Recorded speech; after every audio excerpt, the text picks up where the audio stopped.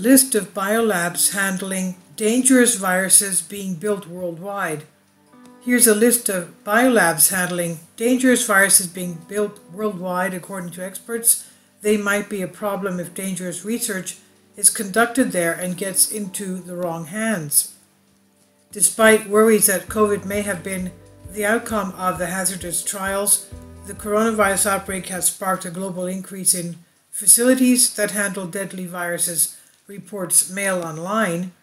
Since 2020, more than 40 facilities, mostly in Asia, have either been built or are now under development and are accredited as Biosafety Level 3 (BSL-3) or Level 4 facilities.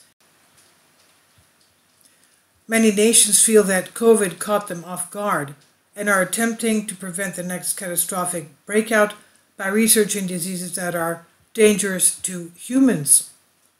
In these facilities, experiments sometimes involve tampering with animal viruses to develop cures and vaccines that might be applied in future outbreaks.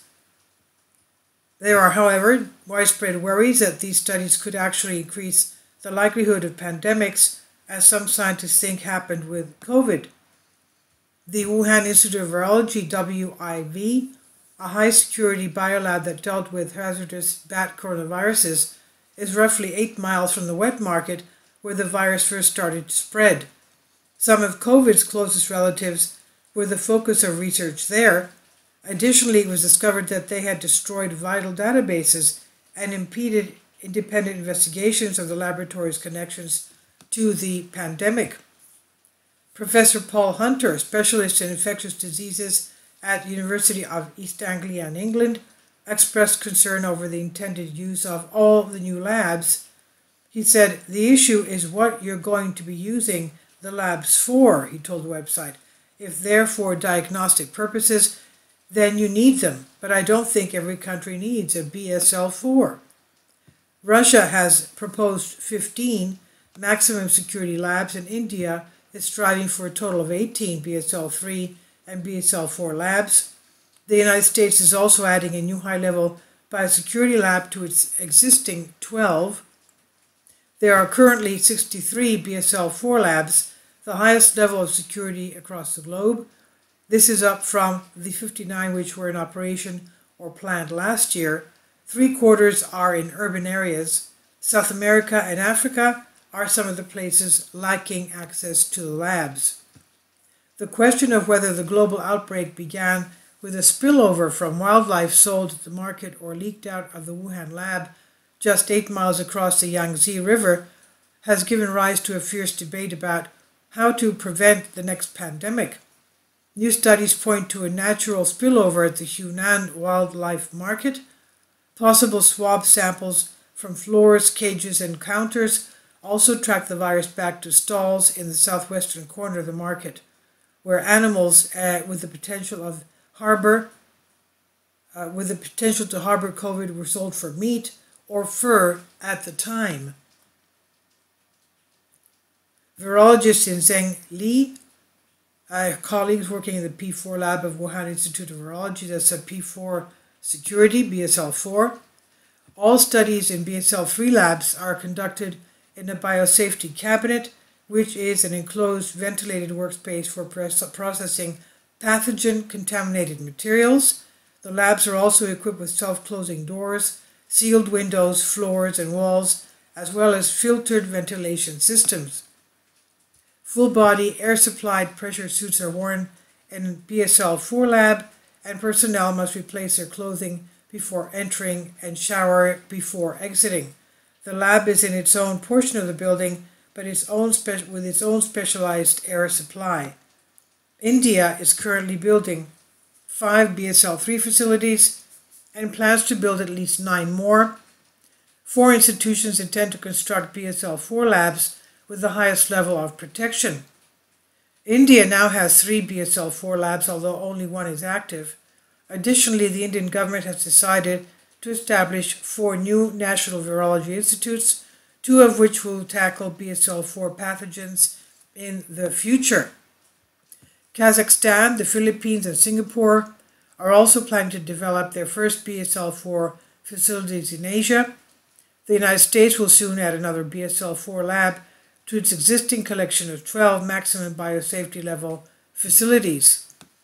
Russia has also declared this year it will construct 15 BSL-4 labs, but provided little specifics.